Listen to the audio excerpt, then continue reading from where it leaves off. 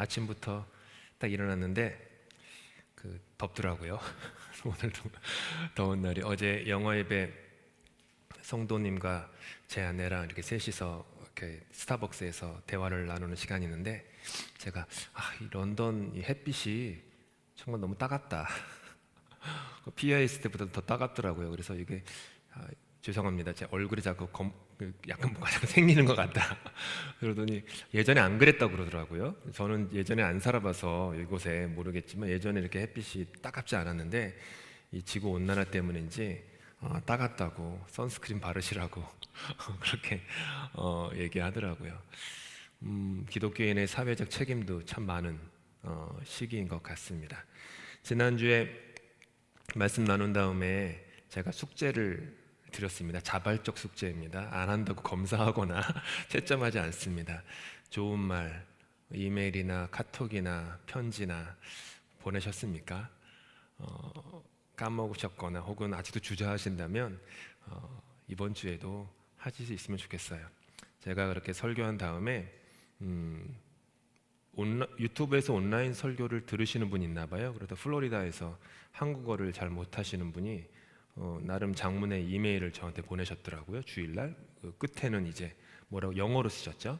뭐라고 쓰셨냐면은 이제 숙제를 하는 학생 숙제를 이제 제출한다고 그러시면서 이 교회 위해서 기도하고 참 말씀을 통해서 좀 잘 다 이해하지 못하지만 은혜 받고 그래서 목사님이 설교에서 그 사랑의 편지를 보내라고 하셔가지고 생각하다가 저한테 보낸다고 그러시면서 돌아가신 아버지가 있는데 아버지가 그렇게 편지를 많이 쓰셨대요.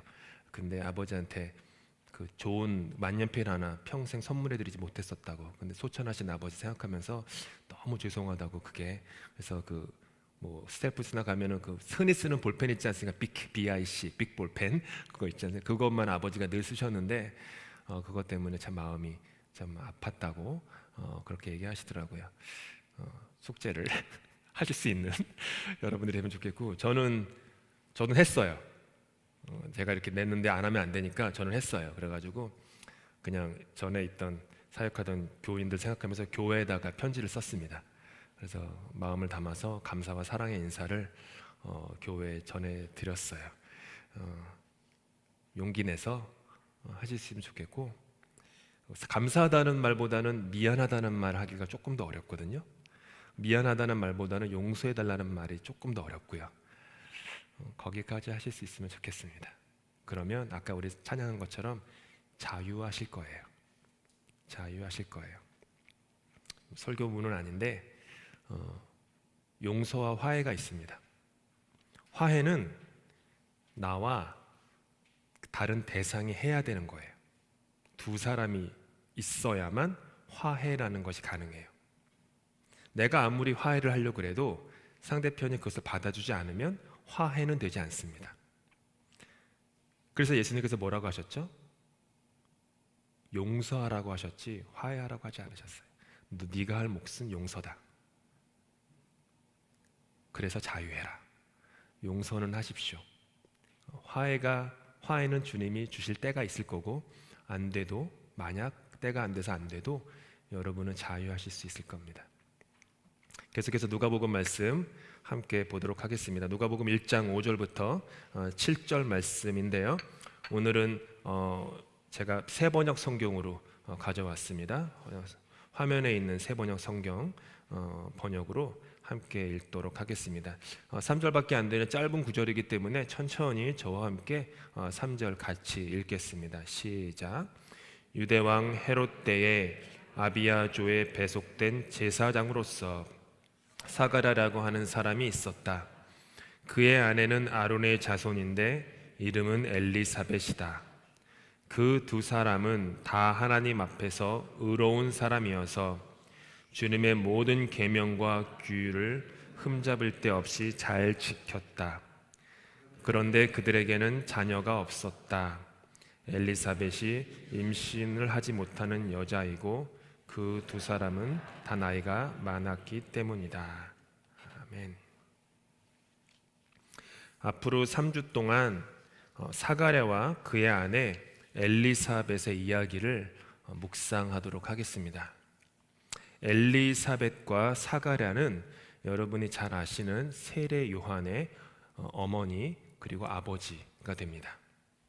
모세 율법에 따라 아론 자손의 후예들, 모세의 형이죠. 아론 자손의 후예들이 제사장 가문이 되었는데 본문 당시의 유대에는 제사장이 24조에 각각 1000여 명씩 도합 약 2만 명이 있었습니다. 엘리사벳은 이스라엘 최초의 대제사장이었던 아론의 후예로서 그 아론의 아내의 이름도 엘리사벳입니다. 구약 성경에 보면은 엘리사벳이라고 안 써 있고 엘리사베라고 써 있는데 그것은 히브리식 이름이라서 그렇고 엘리사벳은 그리스식 발음이라서 엘리사벳입니다. 얼마 전에 돌아가신 엘리사벳 여왕도 엘리사벳 똑같은 이름이고 줄여서 영어로는 리사 이렇게 영어 이름 리사도 엘리사벳 온 이름이고요. 그래서 많이 쓰는 이름입니다. 이렇게 대제사장 가문 출신의 여인과 제사장 가문 출신의 남자가 만나서 가정을 이루게 되었는데요. 당시 사회에서 이렇게 이루어진 가정은 굉장한 영예로 여겨졌습니다. 사가랴의 이름의 뜻은 여호와께서 기억하신다 이고요. 엘리사벳의 이름의 뜻은 내 하나님은 약속이시다 라는 뜻입니다. 그러면 이 가정이 어떤 가정이 된 거죠? 두 사람의 이름을 합하면 나의 하나님은 약속을 기억하신다. 참으로 아름다운 가정이 세워진 겁니다. 너무 아름답지 않나요? 나의 하나님은 약속을 기억하신다. 그리고 오늘의 본문은 이 아름다운 가정이 어떤 삶을 살았는지 우리에게 자세히 가르쳐 줍니다. 6절 말씀인데요. 그 두 사람은 다 하나님 앞에서 의로운 사람이어서 주님의 모든 계명과 규율을 흠잡을 데 없이 잘 지켰다. 성경이 사람에게 하는 칭찬 중에 이만한 칭찬이 없습니다. 성경에 나오는 사람 중에 이 정도의 극찬을 받는 사람 그리고 가정은 거의 없다고 해도 무방할 것입니다. 의인은 없나니 하나도 없다고 바울 사도께서 말씀하셨건만 그의 제자 누가는 담대하게 이 두 사람이 다 하나님 앞에서 의로운 사람이었다 라고 말합니다. 그것도 이 두 사람이 주님의 계명과 규율 몇 가지가 아니라 모든 것을 도무지 흠잡을 데가 하나도 없을 정도로 잘 지켰다라고 말합니다. 참으로 사람 앞에서는 아름답고 하나님 앞에서는 의로운 가정이었습니다.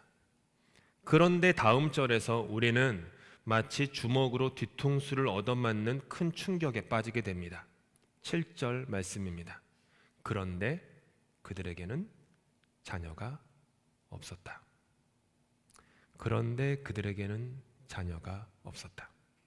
하나님 앞에서 온전히 의로운 두 사람이었지만 평생토록 주님의 모든 계명과 규율을 흠잡을 데 없이 잘 지켰건만 남편의 직업 때문에 늘 성전 근처에서 성전과 가까이 하는 삶을 평생 살았건만 두 사람에게는 자녀가 없었습니다.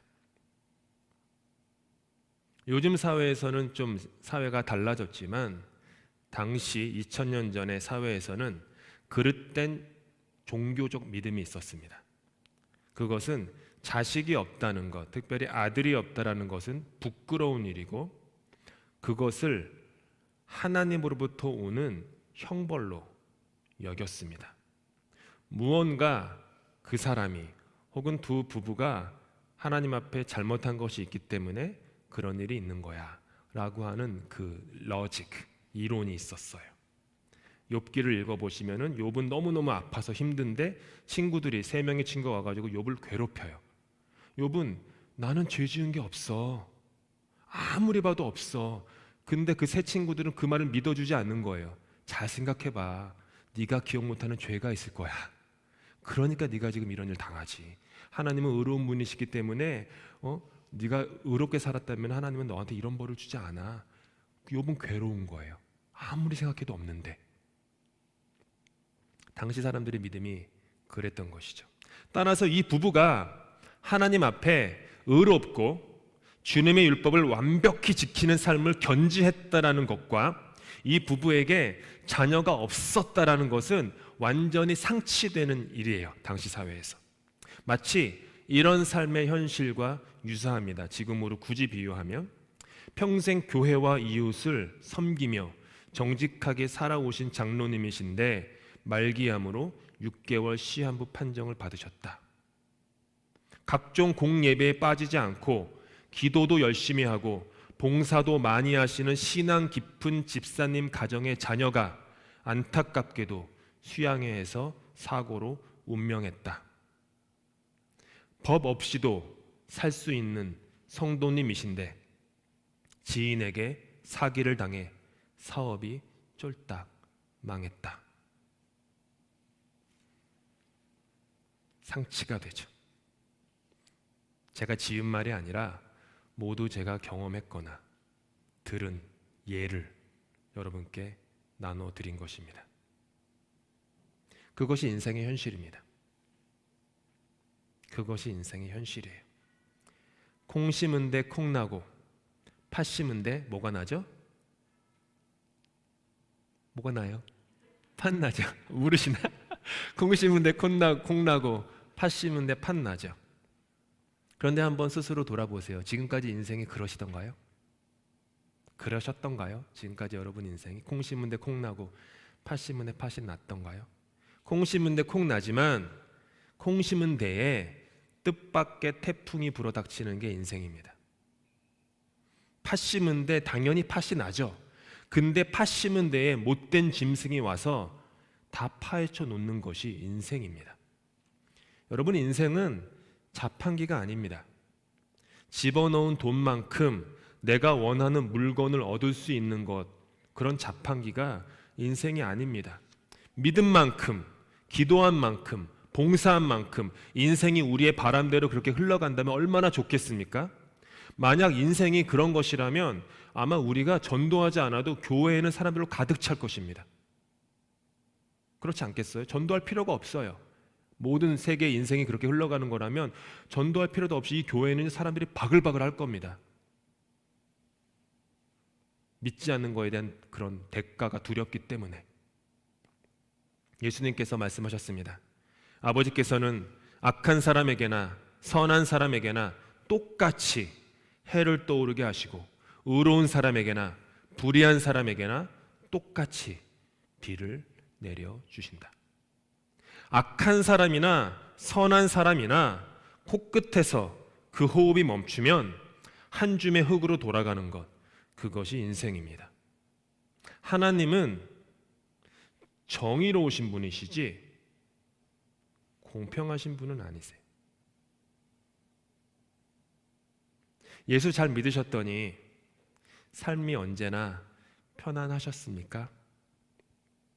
신앙생활 열심히 하시니까 건강하시고 돈 많이 벌시고 자녀는 다 성공하셨습니까? 예수님 잘 믿었더니 자녀와의 사이는 늘 너무너무 좋고 부부는 언제나 금슬이 좋으셨습니까?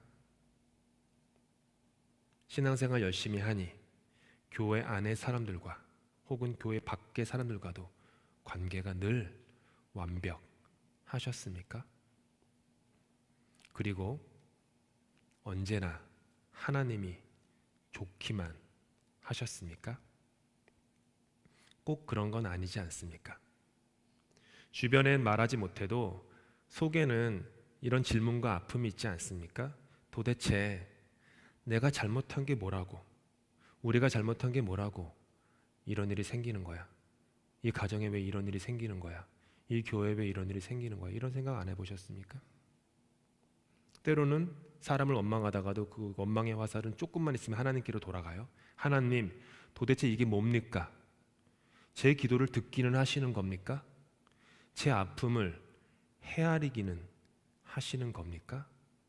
하나님을 원망하기도 합니다. 엘리사벳과 사가랴는 하나님 앞에 흠이 없었고 그들에게는 자녀가 없었습니다. 저와 여러분의 인생도 이 두 사람과 조금도 다르지 않습니다. 우리의 인생이 자녀가 없다라는 뜻은 생명 열매가 없는 이민 생활을 살고 있다라는 것과 같습니다. 엘리사벳처럼 잉태치 못하는 이민 생활을 하고 있는 것만 같죠. 엘리사벳과 사가랴처럼 이미 그 세월이 너무 많이 흘러버린 것만 같기도 하죠. 서양에서는 헬라 문화 영향 때문인 것도 있지만 오랜 시간 동안 인간의 존재가 머리에 있다고 여겨져서 이성주의가 발달을 했습니다. 반면 동양에서는 인간의 존재가 이곳 가슴에 있다고 여겼기 때문에 감정과 감성이 발달했습니다. 그런데 성경에서는 인간의 존재가 머리도 가슴도 아닌 배에 있다고 여깁니다. 그래서 예수님께서는 사마리아 우물가의 그 여인에게 남편이 5이나 있고 지금 있는 남편도 그 남편이 아닌 동네 사람들로부터, 동네 여인네들로부터 소외당해서 가장 뜨거운, 아무도 물을 길러 오지 않는 12시 정오에 혼자서 우물을 길러 오는 그 여인에게 이렇게 말씀하십니다. 네 배에서 생수의 강이 흘러 넘치리라. 여인이여, 당신의 머리가 아니라, 당신의 가슴도 아니라 당신의 이 배에서 생수의 강이 마르지 않고 흘러오를 것이다. 머리에는 지식이, 가슴에는 감정이 있지만 생명은 머리도 가슴도 아닌 어머니의 배, 즉 어머니의 자궁 안에 깃들도록 만드신 것이 하나님의 법칙입니다. 이민의 삶 속에서 정신이 하나도 없이 분주하게 열심히 살기는 하는데 정작 내 속의 공간, 내 속의 이 공간에는 꿈틀거리는 감동이, 감격이, 보람이, 감사가 없을 때가 참 많습니다.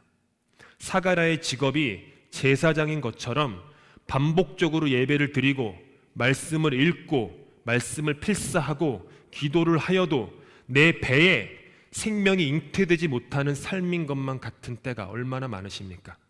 젊었을 때에는 꿈틀거리는 꿈을 가지고 태평양을 건너왔지만 어느덧 꿈은 다 희미해지고 이제는 그저 생활을 위한 생활을 하는 것만 같지 않으십니까?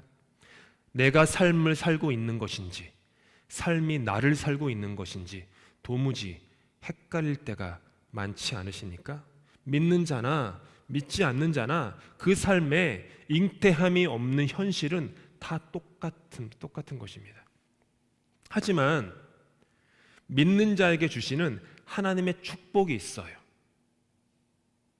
그것이 뭐냐 하면 주님께서는 당신의 사랑하시는 자녀들을 언제나 화려한 궁궐이 아닌 광야로 내모신다는 것입니다. 오늘 본문 5절은 이렇게 시작합니다. 유대왕 헤롯 때에. 유대왕 헤롯 때에. 이 사람은 헤롯 왕이라는 사람이 성경에 되게 많습니다. 성경 읽으시면은 이 사람이 여기도 나오고 저 사람이 나오는데 다 다른 사람들이에요. 헤롯 대왕입니다. 이 사람은 헤롯 대왕으로서 그는 로마 원로 회의에 세금 상남 및 치안 유지에 대한 약속으로 그들을 매수해서 팔레스타인 전 지역의 분봉왕이 되었던 입지전적인 사람입니다.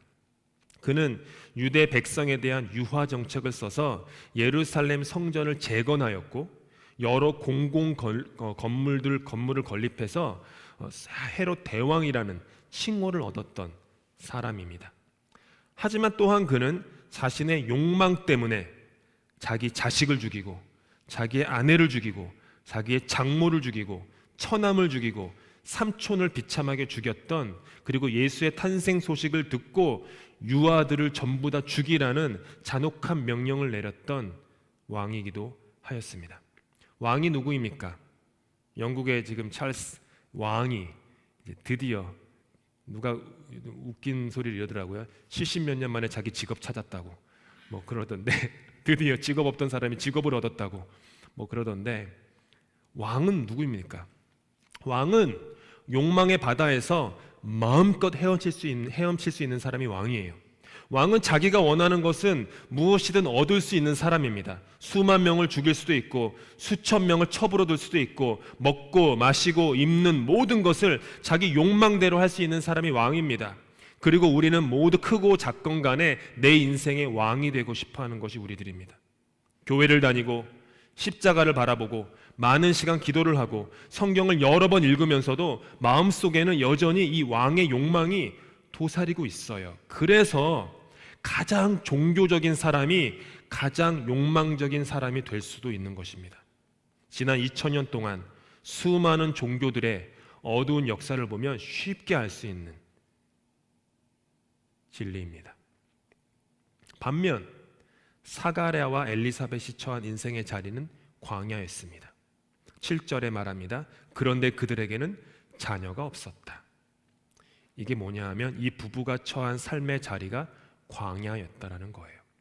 같은 절에 엘리사벳이 임신을 하지 못하는 여자이고 두 사람은 다 나이가 많았다라는 구절은 이들이 처한 광야의 현실이 상당히 오래되었다라는 뜻입니다.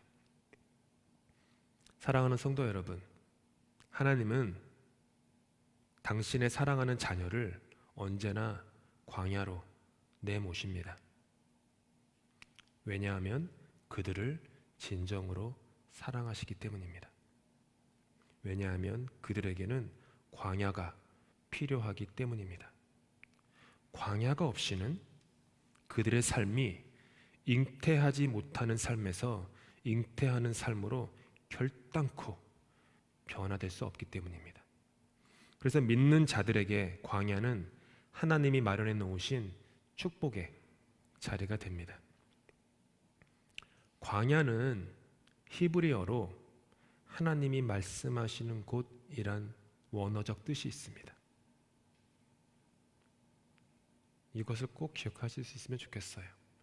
광야는 그냥 물이 없어 메마른 황량하고 고독한 고난의 땅이 아니에요. 광야는 그 언어적 의미상 하나님이 말씀하시는 곳이라는 뜻이에요. 광야는 아무것도 없는 곳이기 때문에 하나님이 말씀하시는 곳이에요.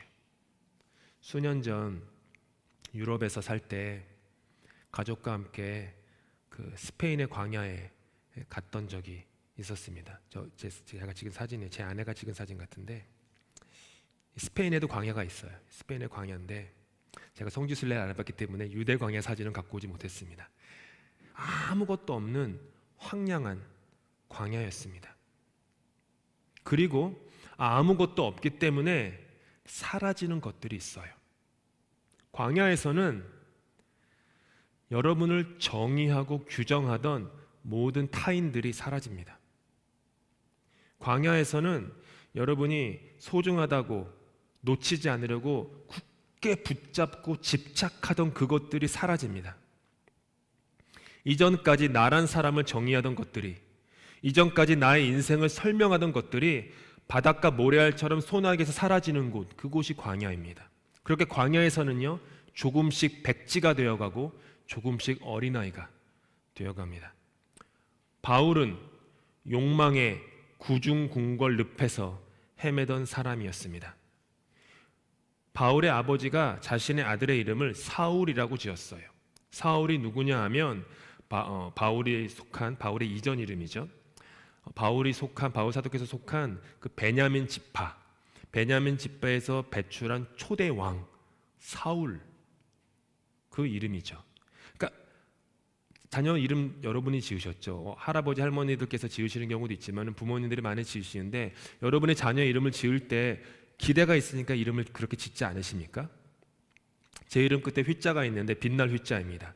제 아버지가 제 이름을 그 동휘라고, 족보에는 종휘예요. 종자 돌림 그 학렬이기 때문에 종휘인데 아버지가 그 종자를 싫어하셨는지 동자로 바꾸셨어요. 그래서 동휘라고 지으셨는데, 제 아버지께서 저를 동휘라고 지을 때는 그분이 바라시는 게 있었겠죠. 너는 빛나는 인생을 살아라. 그러니까 동휘라고 이름을 지으셨겠죠. 바울의 아버지가 자신의 아들을 사울이라고 지었을 때는 너는 사울왕처럼 성공한 사람이 되어라, 이렇게 이름 지은 거예요. 우리 베냐민 지파에서 배출한 가장 걸출한 인물, 이스라엘의 초대왕 사울처럼 너는 위대한 인물이 되어서 이 가문을 빛내라. 바울은 그 아버지의 바람 그대로 열심히 살았습니다. 브레이크가 없는 욕망의 기차에 올라타서 열심히 달렸어요. 하지만 뜻밖의 그는 다메섹으로 그리스도인들을 핍박하러 가던 중 예수 그리스도를 만나고 회심하여 거듭나게 됩니다. 당시 그의 나이 약 27세였습니다. 예수를 만나 생각과 뜻과 정신과 인생의 방향이 180도 바뀌게 된 거예요. 당시 유럽과 아시아의 평균 수명이 40세 정도였습니다. 그래서 바울도 이걸 알았거든요. 평균 기대 수명이 40살이에요. 앞으로 13년 정도는 완전히 다른 삶을 살아낼 수 있겠구나, 이런 기대를 했습니다. 지난 27년은 내 맘대로 내 뜻대로 욕망대로 살았지만 앞으로 내게 주어진 남은 인생 13년은 제대로 한번 살아야지. 근데 바울에게 주어진 것은 광야였습니다. 회심한 후 바울은 아라비아에서 3년이라는 시간을 보냅니다. 다시 다메섹으로 돌아온 후에 그곳의 유대인 회당에서 복음을 전했지만 그의 회심을 증오한 유대인들의 살해 협박으로 그는 고향 다소로 피신할 수밖에 없었습니다.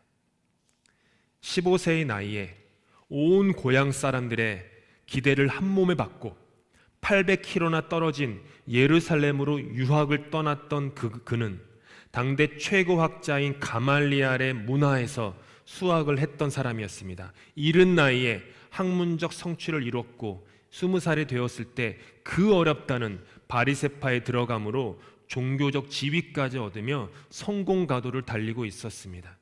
그런 바울이 시간이 지난 후에 금의 환영이 아닌 초라한 모습으로 고향에 돌아와서 아무것도 하지 못한 채 무려 10년이라는 시간을 고향 다소에서 묻혀 지냅니다. 그렇게 당시 평균 기대 수명인 40세가 허탈하게 이미 되어버린 것입니다. 27살에 예수님 만나 뭔가 해보려고 했건만 13년의 광야 생활을 지내고 나니 40이 되어버렸고 이제는 죽을 때가 되었다라고 하는 그 시기를 당한 것입니다. 하지만 바로 그 아라비아의 3년, 고향 다소에서의 10년, 그렇게 광야 13년이 바로 저와 여러분이 아는 그 사도 바울을 빚어낸 것입니다. 사가랴와 엘리사벳은 광야에 있습니다. 그들이 하나님 앞에서 잘못했기 때문이 아니라 하나님이 말씀하시는 광야에서 하나님께서 당신의 말씀을 당신의 때에 이루시기 위함이었습니다. 그리고 때가 참에 그들은 세례 요한을 잉태합니다. 하나님 앞에 의로웠지만 자녀가 없었던 아브라함과 사라가 이삭을 잉태했듯이 하나님 앞에 의로웠지만 자녀가 없었던 야곱과 라헬이 요셉을 잉태했듯이 하나님 앞에 의로웠지만 자녀가 없었던 마노아와 그의 아내가 삼손을 잉태했듯이 하나님 앞에 의로웠지만 자녀가 없었던 엘가나와 한나가 사무엘을 잉태했듯이 광야에서 하나님은 당신의 사랑하는 자녀에게 당신의 때에 참 생명을 잉태케 하신 것입니다. 지금 광야의 한가운데 있으십니까? 그러시다면 기뻐하고 즐거워하십시오. 소망 중에 바라고 인내하십시오. 여러분의 자녀 때문에 광야에 있습니까? 기뻐하고 즐거워하십시오. 부부 관계 때문에 광야에 있으십니까? 소망 중에 인내하십시오. 이미 저보다 지난 광야의 시간을 보내신 이 교회에서 보내신 분들 아니십니까? 기뻐하고 즐거워하십시오. 소망 중에 바라고 또 바라십시오. 주님께서 저와 여러분에게 광야를 주심은 저와 여러분을 괴롭게 하시기 위함이 아니십니다. 콘크리트 벽처럼 딱딱하기 그지없었던 우리의 굳은 마음을 광야 때문에 부수시고 그렇게 갈라진 콘크리트 벽 틈 사이로 새 싹이 돋아나 아름다운 해바라기처럼 아름다운 꽃이 그 틈 사이로 새 생명으로 피어오르게 하시기 위해서 주님께서는 저와 여러분에게 광야를 허락하여 주신 것입니다. 하나님께서 여러분으로 하여금 여러분의 영적 자궁 안에 하늘의 생명, 참 생명을 잉태케 하시고자 광야를 주신 것이니 기뻐하고 즐거워하십시오. 그 광야에서 저와 여러분의 참된 영적 수준을 직면하십시다. 궁궐에서 보지 못했던 나의 겉사람의 허영과 치장으로 감추어졌던 속사람을 광야에서 마주하십시다. 절벽이 있어요. 낭떠러지죠.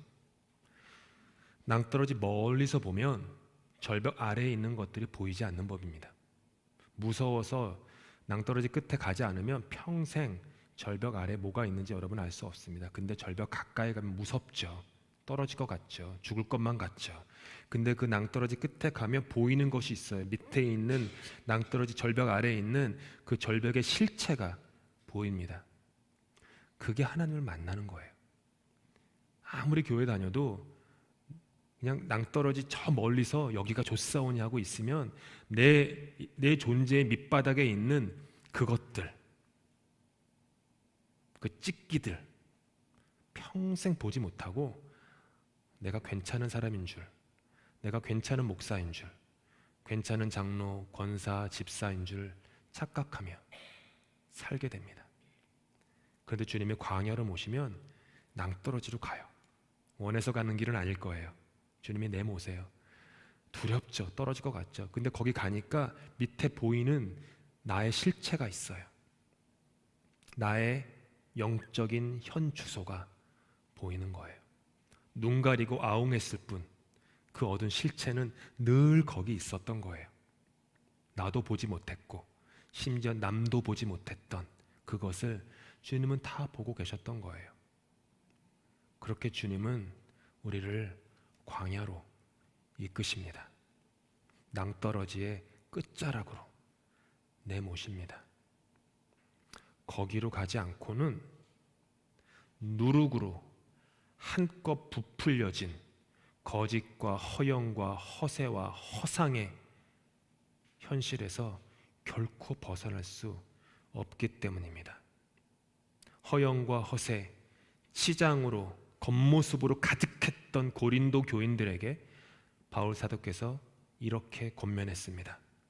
여러분은 새 반죽이 되기 위해서 묵은 누룩을 깨끗이 치우십시오. 저는 이게 주님께서 이 런던 교회에 지금 하시고자 하는 일이라고 믿습니다. 새 반죽이 되기 위해서 묵은 누룩을 깨끗이 치우십시오. 하지만 오해하지 마십시오. 묵은 누룩은 여러분에게 상처를 준 그 사람이 아닐 수도 있습니다. 묵은 누룩은 여러분 안에 있었던, 그동안 늘 있었던 그것들, 저는 모르겠어요. 여러분과 하나님 사이에서 보게 될 그것들일 것입니다. 누룩으로 부풀려진 구중궁궐에서 앞으로 허상으로 가득 찬 삶을 사시겠습니까? 아니면 누룩이 깨끗이 치워진 광야에서 주님을 실제적으로 만나고 그 주님의 마음 안에 비추어진 나의 실체를 마주하며 사시겠습니까? 사람은 다른 사람을 광야로 내몰 때 악한 마음으로, 못된 마음으로 내몰아요. 근데 주님은 당신의 사랑하는 자녀를 광야로 내몰 때 못된 마음으로 내몰지 않으세요. 살리려고 내모세요. 그렇기 때문에 주님께서 인생을 광야로 내모시는 것을 성경은 뭐라고 합니까? 은혜라고 해요. 은혜 없이 광야에 가면 아무것도 없는 거예요. 미움과 증오밖에 남지 않죠. 근데 주님의 은혜 때문에 광야에 서게 되면 주님이 나를 붙잡아 주시는 거예요. 내 뒷덜미를 붙잡아 주시는 거예요. 떨어지지 않게 붙잡아 주시면서 동희야, 저 밑바닥에 있는 너의 실체를 한번 봐. 사람들이 너를 존경하고 목사라고 떠받들고 칭찬하고 뭐 이렇게 뭐 좋은 소문이 나고 하지만 너의 실체를 봐. 네 밑바닥을 봐. 네 밑바닥에는 아직도 그 욕망이, 네 욕심이 허상과 허영과 허세로 가득 차 있지 않니? 포기하시는 거예요. 그거를 보게 하시는 거예요. 그래서 그 은혜 때문에 다시 우리는 살아나는 것입니다. 잊지 마십시오. 주님께서 은혜로 여러분을 광야로 내모셨고 은혜로 여러분을 살리시려는 것이고 은혜로 여러분이 배에 여러분의 그 자궁 안에 한 번도 꿈꿔보지 못했던 세례 요한이라고 하는 그 새 생명을 여러분 뱃속에 잉태케 하기 위하셔서 여러분은 지금 광야에 있는 것입니다. 1장 7절에 그런데 그들에게는 자녀가 없었다라고 말합니다. 하지만 앞으로 몇 주 후에 살펴볼 1장 20절에 천사가 그들에게 말합니다. 때가 이르면 내 말이 이루어지리라.